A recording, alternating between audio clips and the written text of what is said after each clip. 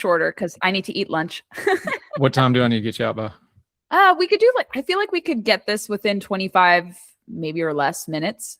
Works for me. 3:40, I'll have you done. Perfect.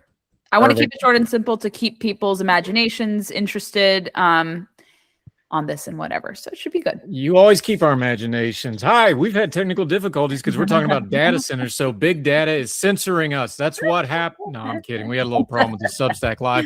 Sorry, folks. It's what happens when you do live. Look, we both do TV. We do live radio. This stuff happens. I'm going to dump it back into Substack. We'll put it on YouTube, all the podcasting platforms. But notwithstanding, welcome to Heard Tell. Thank you for giving us the most precious thing you have, your time, especially if you were waiting for the live feed that never came. So we'll call this the Godot podcast. Gabby Hoffman, so great to talk to you again, my friend. How are you? It's wonderful to catch up, Andrew. I am loving your eclair adventures and your baking and cooking adventures. It's so nice to see. Now I got to put it in the notes and I have an excuse to talk cooking because we have that. Gabriella Hoffman, Independent Women's Center. Look, I'm biased. I'm a girl's dad. Anytime you got a top policy shop with a whole lot of high-end women. My dad is a girl dad. Thrilled. So I mean, it's got you, Sarah, a couple of our other friends there. You guys do great work. She has a fancy title now. She is the director for the Energy and Conservation section of IWF. That sounds important. Yeah. No, I do have that title. I've had that title, goodness, now for this November will be 3 years. Wow. But we first crossed paths when I was at Young Voices. You were at Young Voices, and that was a great time. And I was able to bring over Sarah Montalbano. Now she's a senior fellow with me at my center. We love Sarah, of course. Yeah. And yeah, it's been exciting. And Sarah has actually helped me crunch a lot of the stuff about data centers. She's been doing a lot of commentary and even testifying about reforms to make electricity markets more market friendly involving data centers. There's a reform called consumer regulated electricity that a lot of us are in support of. And if you do it, it's like an off-grid system, like alternative to compete with existing utility markets, and it's going to lower prices. It's bring your own capacity, which we can go into detail more. But Sarah has had her pulse on some exciting stuff. She helps supplement a lot of what I do, and she does her own things too with her main gig, but she is a extra fellow with us now with that. So no, Young Voices is a great platform for listeners who are not familiar, who have not gone through the program. Shameless plug, you got to do it. I know it's changed a little bit since we've done it. It's a slightly different focus, I think, since I was a regional leader and contributor with them. But we love Casey and the folks over there. They do great, phenomenal work. They do. And I was too old in the first place, and they slid me in anyway. Now I'm officially too old because I'm going to have my first grandchild here in September. Congratulations. Yeah, but no, and what's great about it is almost all of them are doing great. Like almost all of those people are doing it. Not all of them stayed in politics and stuff. Right. Some of them moved on to other things, but all of them are really. I just had Jack Rowlett on, who was a UK Young Voices guy. I just had him on Monday. Let's start there. That was a great introduction on why we should have had Sarah instead of the two of us talking about this. We'll get you, Sarah, I promise. I want to start here because here's where I'm at on this, and this is even what I titled it. I was like, I think the people just pitching this as the great boom that's going to fix all problems humanity's ever had. I think that's wrong. I think the doom and gloom stuff's wrong. I actually think, and because you and I kind of really connected on the conservation stuff even more than the political stuff, I actually think conservation is a good way to look at data centers because it goes to kind of my core, and is like, there's no such thing as any industry that does not have resource strain. I think you're going to have resource strain no matter what. How do you keep it from being an extraction industry? How do you keep it to be fair to the people involved that aren't going to be directly linked, but they're directly affected? How do you have good policy? If you're doing doom and you're doing boom, you're not doing good policy, because the good policy is going to be in the middle of those two. But everybody's incentive right now is to talk about the boom, we're going to make all this money and change the world, or all the doom of it's going to ruin everything forever of all time. It's going to be Chernobyl all over the place. Neither are true. We got to get to the middle to get to the policy part of this, right? I agree. Absolutely, Andrew, because to me, I'm a center defender and I don't want to be. But, people on the outside are having to do a little cleanup for some of these, tech companies, because you see some representatives, not any company that I have interacted with, but some people from the outside, maybe these like secondary or tertiary organizations, the executives have said, well, AI is going to take every single job. You just have to prepare for it. And I was like, who is feeding this individual, this executive, talking points? And the goal is not to replace jobs. The goal is to supplement existing jobs and create more enhanced professions using AI tools because, as everyone knows, AI is undergirded and supported by human input. You can never take away human input. It will never be autonomous. To keep things simple about AI, there's like 4 stages of AI. I think we're at stage 2 of 4, and generative AI and some other variants of AI. And so we'll never hit criticality of where AI replaces humans because, like anything, humans still have free will, even in this AI boom and doom that we are seeing. And that is what has to be reinforced. And so even if you have let's say this proliferation of AI, I don't think you're going to lose that human touch or that human quality, because you still have to be human to do a lot of professions. Baking is never going to be replaced by robots. Public policy is never going to be replaced by AI robots or some sort of replacement or humanoid, because it still requires human interaction. I have to go around the country to talk to people. I will go to DC. I'll sometimes go out of state to meet with people, to network, to share ideas, to keynote address, to do this. An AI variant of me cannot replace me. And same, with people in baking or different professions, construction. But what AI can do is, well, first off, it's going to store, let's say data centers are going to be storing a lot of the outputs that we do. We've seen, let's say with respect to data centers are not a novel concept. They're not new. They've been around since the 1940s. There is and I have a policy focus, Andrew, on this, which you can link back to after our correspondence today. And he actually printed out. Wonderful. I love it. Thank you, Andrew, for the nice little plug there.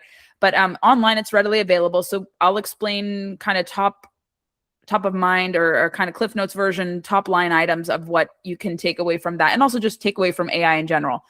So data centers have been around for a long time, since the 1940s. There was a U.S. Army-backed project at the University of Pennsylvania, which gave birth to this first prototype of what a data center is. And then with cloud computation, the Y2K movement, and just general advancements in smartphones and better computers and more storage, they just have had to streamline. And with cloud computing, that is why you see this birth and dearth of data centers now proliferating. So I come to your listeners, Andrew, from Data Center Alley. I'm about an hour away, give or take, from Data Center Alley, but I believe there are a couple data centers in my corner of Northern Virginia too, but I live within an hour of Data Center Alley.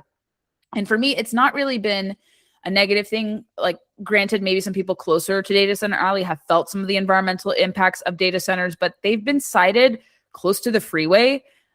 Yes, they have built some residential housing nearby, but it was empty. There was really nothing there. It's part of this extension of this May East fiber optic network, in which 70% of global internet traffic travels through. So it's not surprising to see data centers here, but we've had them here as a case study in Virginia for a long, long time.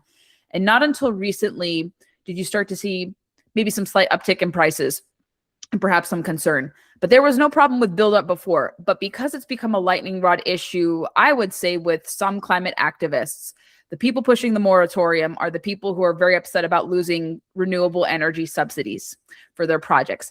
That's a connection I want to make very clear as we're talking. So a lot of it is out of bitter competition that the preferred technology that we were told is going to save us and be this kind of saving grace, not working. AI data centers, in particular, data centers in general, even those not powered by AI, they are resource intensive. Like you were saying, Andrew, I loved how you phrased it, resource strain. Everything comes with resources in terms of strain with resources, and you have trade-offs. You have to weigh like what project is going to be the least draining, straining, and impactful to me. And that is what is currently shaping out to be, which is why you've seen a resurgence of natural gas. Natural gas is not going anywhere. I think now we are starting to see a big embrace. You're starting to see nuclear get bipartisan approval. A poll just came out today from Gallup that showed increased support for nuclear. It's something that both Republicans, Democrats, and even centrists, people in the middle of the road, support. They see that as like a good middle ground because it's very reliable, abundant. Fusion, much like fission, is actually quite revolutionary and very cutting edge and doesn't need all the transmission and infrastructure you find in fission plants. But fission plants are great. I like fusion plants. I think there's a promising future with them. Geothermal is also being tapped into, even though they exist in smaller pockets in the US.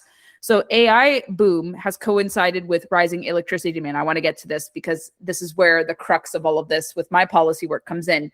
All of us in policy, especially in energy and conservation issues, have been asked, how do we respond to this? What's the challenge? Why are we seeing these two factors coincide? And like I said, if it wasn't going to be AI data center, this is what I talk about frequently and what I'm trying to communicate now more often. If it wasn't going to be data centers, it was going to be some sort of other event. I also think the Iran war has also shed light on, if you don't have smart energy policies, you're at the behest of adversary countries who are going to supply you energy that is more costly and less reliable and less efficient, less clean. And so the kind of disconnect you find here, similarly with kind of lopsided energy policy, thinking renewables only is going to get you this data center boom or this AI boom. We have seen actually the opposite is true, that you need to be supported by reliable, abundant, secure power, not only for data centers, but for lots of other industries. And if you don't have that, and you just have this, ends justify the means kind of policy, like what net zero climate policies have dictated for the longest time, you are now starting to see a lot of people, blue state politicians in particular, walk back those agreements, walk back those policies very quietly, because the reality is, even, whether it's AI determining it or data centers determining it, as society becomes more prosperous, we're talking on Earth Day. I just saw a stat actually, and I tweeted it from Human Progress, which is a project of the Cato Institute for the Simon Abundance Index. And we have now a growth of global population 85% from the 1950s. And we are now more resource abundant by 500 some odd percent. So we see a correlation, positive correlation between more abundant resources against the contrast of a population boom globally. So we've seen a lot of those theories dispel that if you have more people, you're going to see more resource depletion. The opposite is true, because people now think and understand that you can have economic productivity while also being mindful of your surroundings. Like you said, the middle ground approach of boom versus doom. But all of these factors are coinciding. Data centers to me seem to be like a convenient scapegoat. And like I said, I'm not trying to be a endorser of it. They're not the most pleasant architecturally of structures, but whenever I drive by them, I understand why they're there. I saw a couple when I was coming from Western Maryland and Pennsylvania for a speech I was doing. So I saw a lot of them. They're around the major interstate coming from Pennsylvania to West Virginia through Maryland into Northern Virginia. You see kind of that alley there because it's not very heavily populated. They have the optics, they have the reliable energy mix that can support this. So a lot goes into this. And I want to caution listeners of yours to, not buy into the doom bit of it, because all the while they are popping up everywhere. There are thousands of them across the country. They can only be sited in areas with a fiber optic network, a reliable grid, and good weather conditions like water, soil, land, and such. So they can't be placed everywhere around the country. They're not going to be popping up like mushrooms to places, sensitive areas. They're also going to be, unless you're in Virginia, because we just have all the ripe qualities for this. But like I said, even with them here for the longest time until last year, we have had protections against utility hikes, because before Governor Youngkin, we had another governor, Governor Ralph Northam, who signed into law a very aggressive green mandate. Governor Youngkin was able to stall the implementation of that and slow that from proceeding. And it takes a couple of years for these very aggressive mandates to take place. So people started to notice their utility bills are going up. Why is it going up? Is it because of data centers? Is it because of this law finally coming into effect? What is going on? What I have seen in my initial research, it's data centers have a small influence on it. And a lot of the data center providers have promised that we are going to make sure that with rising electricity demand, we're not going to pass on the cost to consumers. That's a refrain that you keep hearing. So hopefully they will follow through with that pledge and ensure that that's the case. Many of them are opting, like I said earlier, to provide their own power capacity. So you're not going to see those costs passed on to the consumer. And I think people want to find a convenient scapegoat. This is related, Andrew. You probably saw that headline from the group American River saying the Potomac is the most endangered river in the United States, not only because of the spill, but because of data center runoff. And yes, that can be a concern, but my understanding is most of these data centers have like a closed loop recycling system. So you're not going to see runoff. And it would be, you can't go to the facility and be like, look at all that water that is seeping out and pouring out and like tainting with the sludge. That's not what's happening. Like a lot of these facilities are having to constantly innovate, and they're retrofitting themselves, from my understanding, to adopt these closed loop systems, even with their energy output. Like I said, if they're using more efficient, reliable sources like natural gas, coal, nuclear, You're not going to see them become as resource intensive. And funny enough, Andrew, the paradox with data centers is that the big hyperscalers that people don't like are actually the most efficient of all three major type of data center prototypes. And the bigger you have, the fewer of them you have to ultimately have in the long run. So you won't need to have as many pop up. But I think the paradox with this, going back to kind of big picture, is we are feeding the demand for data centers, whether you like it or not. If you are using your cell phone, a nice smartphone like I do, I just updated to the new iPhone 17 Max Pro. It's very efficient. I am probably consuming, I don't know exactly how many megabytes and gigabytes myself personally, but I'm probably contributing a sizable amount for an individual, probably not as much like I'm on my computer. Similarly, my computer is also interacting with data centers. Anytime you send an email, you do some computation, you stream a video service or whatever, use social media, it is all around us. It is omnipresent. And so it's unavoidable to escape interactions with data centers. And I understand people are conflating AI with the slop material you see on social media, videos, contorted and twisted imagery. And that is not all what AI does. And I think to the boom part, I think the boom can be done sustainably, where you're now starting to see, like I said, the president has put out a pledge asking developers, if they're going into the data center business, bring your own capacity, make sure that you're not passing down any costs accrued to the consumers, making sure you're following permitting reform. There have been some cases, unfortunately, it's like outlier stories I've heard in different areas where the companies will come in, impose the project, behave very secretively. And knowing the American people, nobody likes to operate on the lens of secrecy.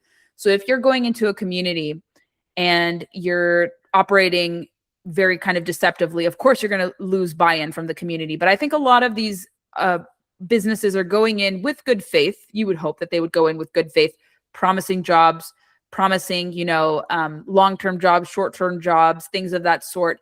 And then also, I think the bigger picture is we do have to, we have the most data centers of any country in the world. We have 45% of the global data center market. And we want to maintain that edge, and we can do it because of just the energy policies and environmental standards we have, like every American thing that we do.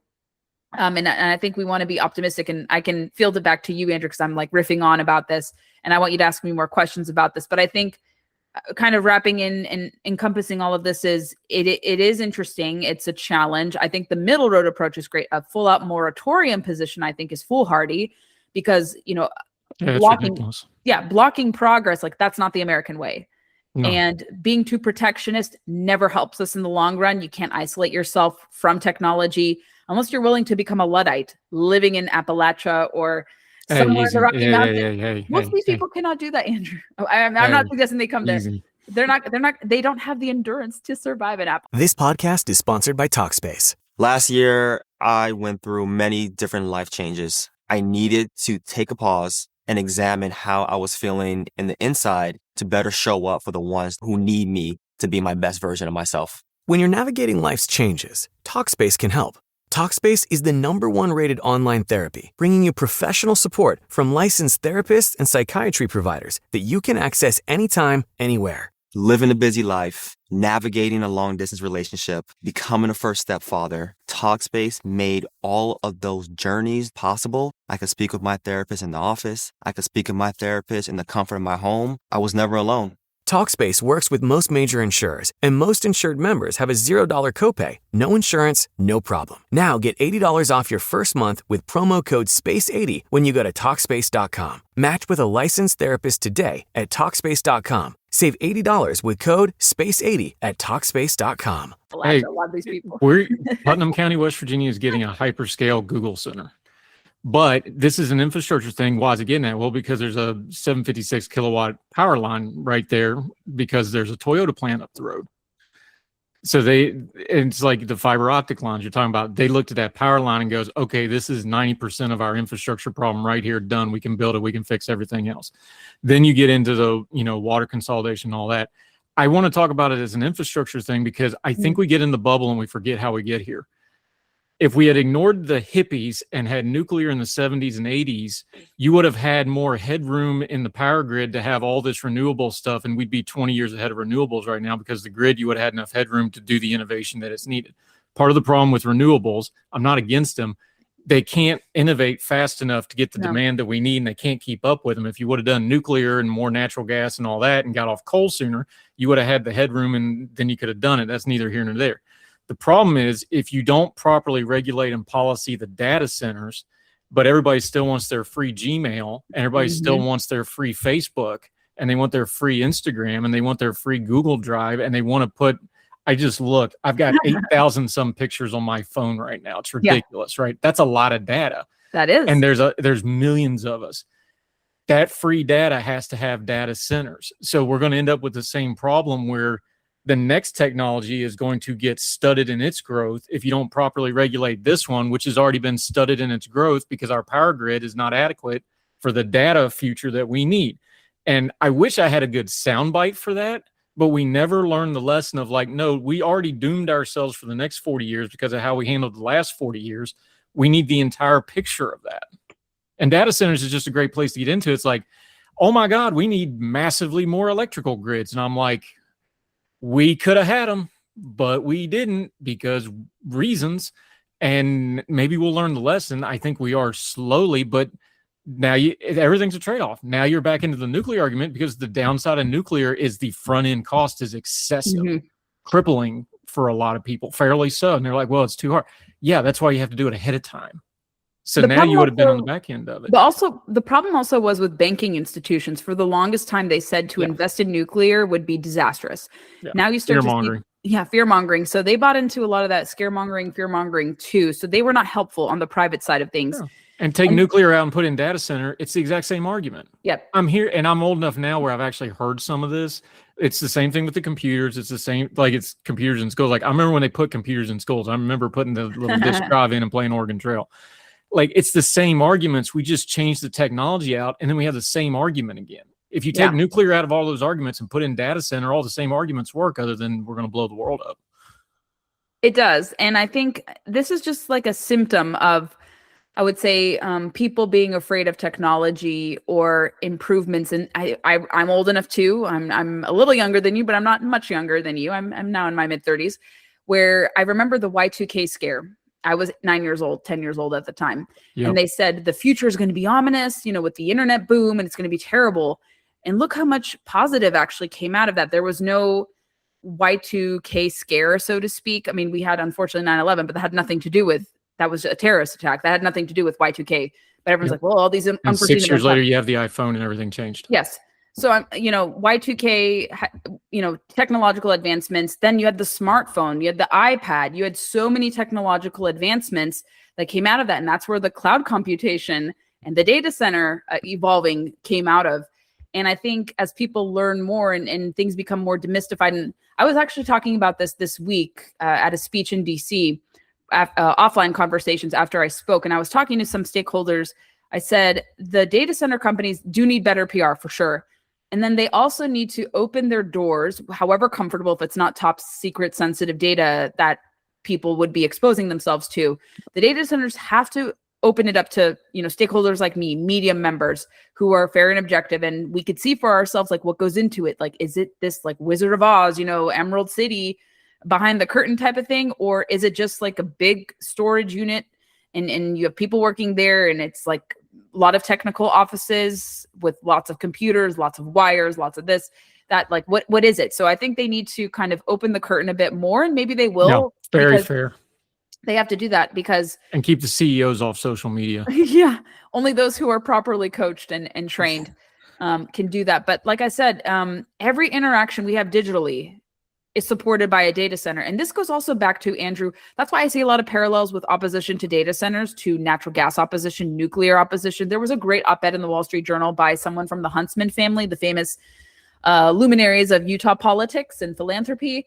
And I don't know if it's the son, or I believe it's a son or a nephew. I don't recall the relation, but I think he might be related to the former governor, John Huntsman Jr., who was the diplomat, possibly the son of the patriarch who passed away and had all those philanthropic efforts. But he had said, they're coming for our data centers. And he laid out, it's the same kind of neo-Luddite behavior you saw in opposition to nuclear, natural gas and fracking, in particular during the shale boom, and the same parallels, because you find the same opponents to these projects are opposing data centers.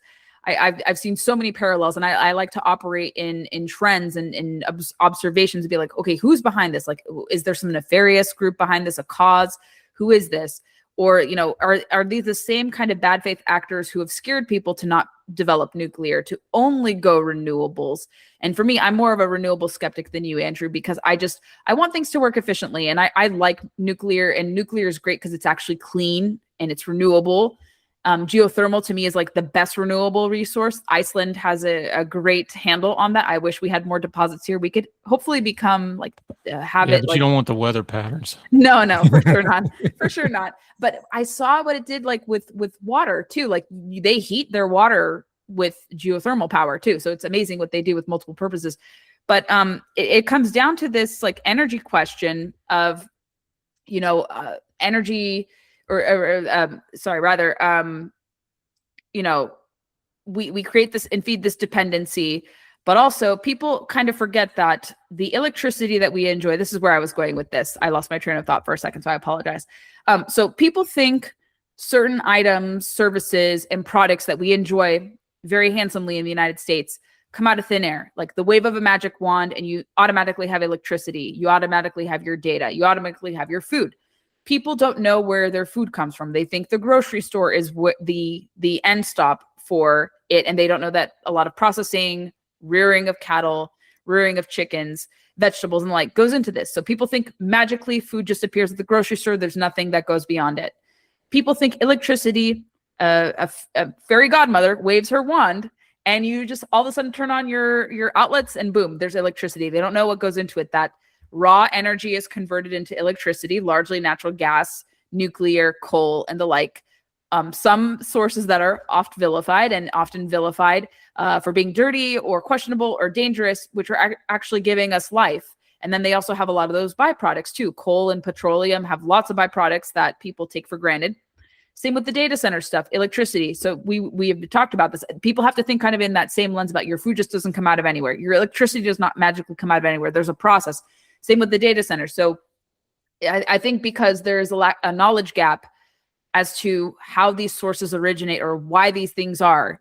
And again, the industry has to do a better job of explaining this. Like they could have us explain this. That's great. But they don't pay us enough to do this or pay us at all to do this. I'm kidding. I would still explain it even without. Where's my check? Yeah. I would still do it gratis. Like I have no problem explaining things for free. I have a stable job and side projects, so I'm not worried about income. But I'm saying like they could deploy people like us who are articulate, understand things, and help explain it. But they need to do a better job of explaining this. That it just does not come out of thin air. Something is backing up all of our digital activity. That is what data centers do, because it cannot exist just in the figment of our imagination. It has to be stored somewhere. It's like every infrastructure project. Yes. Yep. I want to end this here, and I'll get you out of here on this one, but I really want to hit this point because you know me, I'm a conservationist. You know how much I love West Virginia and my mountains. If I could take 3 mountains in West Virginia and make them smoking pits of desolation for all eternity into the ground and get rid of all poverty, I would do it right now. No questions asked. That's not how this works. No. I am very sensitive, especially in places like West Virginia, where you have extraction industry history and those sorts. I get it. I know why people just reflexively like, well, what are we getting out of this? This is something else. We're not going to get any say. They've already, I know the Google deal came in. It was predetermined. So when they have the hearings, they're not going to stop anything. I get all that. At the same time, I think we need to figure out how to have a balance of you've got to include people in the process. Yes. But you also can't stop progress at the same time. These things are going to get built somewhere. Get your piece of it. Get what you can get out of it. But the conservation part of it, I think, is important because it plays to the people. Is like good conservation is not zero growth, because you're never going to get growth out of zero growth, ever. We need Sarah for this because they did in Alaska. We're like, you can't do anything here. And then they're like, why don't we do anything here? It's like, because you can't do anything here. Conservation is not, we have to keep this pristine forever, because that's not going to work. It's how do we use the resources and be good stewardship of the resources we have. So if Google comes in, now you need regulation to hold them to it. Don't take their word for it. But if they come in and say, we're going to have 120% water reclamation on our facilities, and they have write your regulation for the data center that way. If you're going to give them a tax break, write in exactly what that tax break, what that money goes to. It's going to schools, it's going to roads, it has to go to roads within a 50-mile area, however you want to write it. do the regulation due diligence to go along with what they're promising, and then hold them to it. But just doing the Luddite don't build anything thing, if you go with nothing, you're going to get nothing. So I get frustrated with that argument too. Is like, I understand people get exploited sometimes, but you also can't just stop progress. How do we have a better conversation about that piece? Because that's really the heart of the data center thing, and whatever comes after data center and whatever comes after that, that's the heart of it. I agree, Andrew. And I think it comes with, I see this with other projects. Some people will accuse it of greenwashing, but I think what the data centers have to do is, I bet you in the West Virginia area where a lot of these centers are popping up, you probably find some employees. I see this with energy, and this is not isolated to extractive industries or energy intensive industries and supported industries. But I bet you there is probably a data center worker or soon to be hired data center worker, West Virginia, who goes hunting and fishing and can kind of break that norm and elucidate more on that not so paradoxical relationship where he can balance out his interest financially with also wanting to safeguard the environment. I see this with oil and gas. I see this with mining projects where you have representatives. I'm not sure if it's strategic, but if they're pulling from the community, most of the time, let's say I'm thinking of a mine in Idaho that is supposed to be coming online in the next few years, and they're planning to restore a watershed, a stream of the Salmon River that was previously decimated by legacy, I believe it was mining or something, some extractive industry. It was neglected. And this new mine is going to come in and say, okay, we want to help restore the watershed. This is not greenwashing. We have partnerships with the various different government agencies, and we are trying to have community buy-in because most of the people who work for us are from the surrounding local community.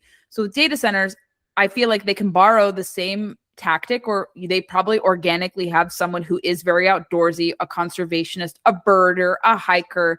It's not unusual to find those types of people working at these infrastructure projects. So I bet you that if they were listening and smart and watching our conversation right now, and I'll try to talk more about this in future panels or events that I might be doing in the near future, where bringing people who have that balanced approach and can kind of dip their toes into both worlds. They have a connection to nature, but they also have to support their livelihood. This exists. This is a very Americana thing where that's the human story. Human story. Human history. That's the story. It is. So I bet you, if they're doing advertisements or video campaigns about like, this is a video project, or this is, infrastructure project coming to the community, or maybe they're having town hall meetings and they want to get to know some representatives. I think, especially with environmental or conservation groups, you can have someone who's from the company who also represents your interest, partakes in these activities, who can help explain, like, here's the technology we're using to reduce our footprint meaningfully. Maybe they're going to be pledging to support, some restoration of a watershed or a butterfly field or something of that nature. Because a lot of these companies, I think to Vogtle nuclear power plant, they have done a lot to help restore some endangered tortoises. Nobody knows about this, but I was like, what is like some of the environmental buy-in that these companies have done? And I don't think it's greenwashing. I think because, like I said, they're part of the landscape. They want to be amenable to the community and want to help positively, restore some nearby watersheds or nearby habitats and environments. So I had seen even like Vogtle power plant, the big nuclear plant, that was the last one that was just approved. It took forever. But they had done a lot and pledged and worked in concert with the federal government and different community organizations to restore this endangered tortoise, some other species, and it works out great. So a lot of these projects, if they want to get buy-in, if they want to get approval, they could do something like that if it's meaningful, not like a vulture-like behavior. Because I've heard this with wind and solar companies that they may throw gobs of money at like the Little League or something like that. So you kind of have to be suspicious. Like you want to make sure that those representatives are actually ascribing themselves to the community, learning more about the community, not just trying to buy and curry favors. Hopefully the data center folks don't follow that approach and they try to incorporate themselves into the community much better. Hopefully they take and hire from existing people in that area, whether it's West Virginia, Texas, wherever they're having these projects pop up, and draw those connections. I think you can find that, like you said, it's the human condition where we're multifaceted. We can't be, stuck on one extreme versus another. I like to build as someone who works in this, like I've always been multifaceted, with answering these energy questions, conservation questions, because I've seen, to me, like the bigger picture, who is threatening both the industry side of things, but also these recreational. They don't just stop at industry, Andrew. We've talked about this at length. I feel like the radical preservationists, who are thankfully kind of a losing side issue, because now they're even starting to have to recalibrate and adjust to the modern times and retool themselves and their tactics and try to break bread with people who hunt and fish and are, because they got to fundraise on Twitter. They got to fundraise on Twitter. So with how things are changing, you see that. But I think people still operate in this lens of, okay, we're not stopping at industry. Industry, who cares? Our target is recreationists, and they will go after recreationists. I've seen parallels. I follow trends. You know me, Andrew. I'm very observant. I try not to put out anything that I'm not sure of or that I can't back myself up on. So anytime I have seen attacks on, let's say, oil and gas or coal, even nuclear, I go back and see like, okay, what else are they also obstructing? A lot of these kind of proponents. Oh, I've seen attacks on hunting and fishing. So what's to stop them from even going there? And if they succeed there, what are they going to stop there? Like make everything like a wild preserve that nobody can access, where I think there's extreme fringes on both sides. But I see more, sadly, on the kind of preservationist rewilding side of things, more extremist there.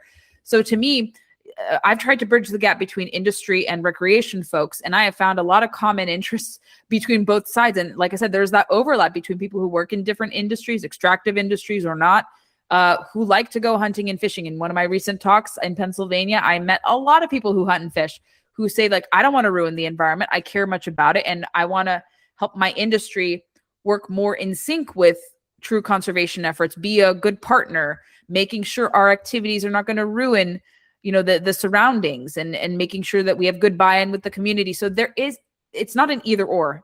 I think that's a good takeaway and final thought parting that I have. But there are a lot of paradoxes that don't have to be paradoxes. And with how everything has improved, like with more abundance around, more technological improvement, we don't have to sacrifice first world living standards, hobbies, the like, to support our livelihoods, because as people have more disposable income, they can care about their environmental surroundings. If someone is struggling to make ends meet, they have always pulled time and time again.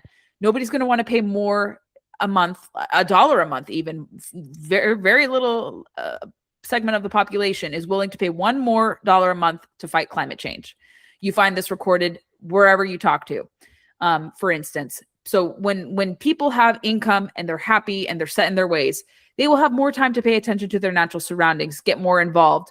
And so again, this pitting of different interests against each other, especially in energy and conservation, I think does not have to happen anymore. I try to speak out against it. I try to talk about harmony, true harmony, not greenwashing, but actual meaningful conservation. And I think the same tactic applies to data centers. Like I said, sustainably built, balancing the boom and the doom. I love how you phrase that, and find ways to go about it more carefully and cautiously without falling behind on our competitive edge. Yeah, good conservationism is always good for the environment. That's the easy way to do that. We started late, we kept her long, so I got to get her out of here. Gabriella Hoffman, the District of Conservation podcast is excellent. I never miss an episode of it. It's fantastic. IWF, you guys do great work, and you're all over the place doing other things. We will do more of this, my friend. We will get it to work properly next time. Yes. I will put all the links, including read this policy focus, because it actually does one thing I've seen nobody in media do. It actually breaks down the 3 different kinds of data centers, the hyperscales and the contingent and all that. You got to know that piece, or you don't know what you're talking about on this, because they are not the same. So Gabriella Hoffman, my friend Gabby, I appreciate you so very much. Thank you for your time. Likewise, Andrew, big admirer of yours, and I appreciate the opportunity. Let's do it again soon. I'll DM you an eclair, I promise.